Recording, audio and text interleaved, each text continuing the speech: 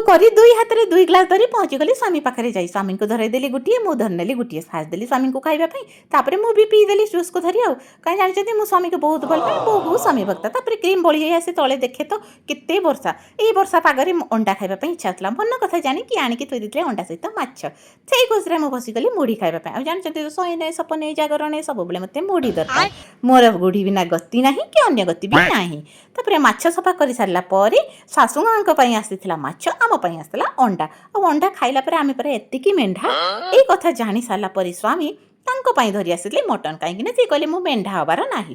ତାପରେ ମୋ ଝିଅ ସେଇ ଖୁସିରେ ମୋ ପାଇଁ ଛଡ଼େଇ ଦେଲା ଅଣ୍ଡା ମୁଁ ବନେଇଦେଲି ଝୋଳ ତାପରେ ସମସ୍ତେ ବସିଲୁ ଖାଇବା ପାଇଁ ଶାଶୁମାଙ୍କ ପାଇଁ ଥିଲା ମାଛ ଆମ ପାଇଁ ଥିଲା ଅଣ୍ଡା ଆଉ ଜାଣିଛନ୍ତି ସାରା ଆଉ ଆମ ଝିଅ ଖାଇଲେ ମଟନ ତାପରେ ସନ୍ଧ୍ୟାରେ ମୋ ଝିଅ ରେଡ଼ି ହେଇକି ଗଲା ଗରବା ଖେଳିବା ପାଇଁ ତାଙ୍କ କାକା ସାଥିରେ ତାପରେ ମାମି ତାଙ୍କୁ ଟାଟା କରିକି ପହଞ୍ଚିଗଲି ରୋଷେଇ ଘରେ ଯାଇ ଆଜି ଅଣ୍ଡା ଭୁଜିଆ ସେଥିରେ ରୁଟି ଥିଲା ସେତେବେଳେ ଭଗବାନ ଦିଅନ୍ତି ନା ଛପର ଫାଡ଼ିକି ଦିଅନ୍ତି ସେଥିପାଇଁ ରାତିରେ ବି ପୁଣି ବିରିୟାନୀ ଆସିଲା ଆଜିର ଭିଡ଼ିଓ ଏଇଠି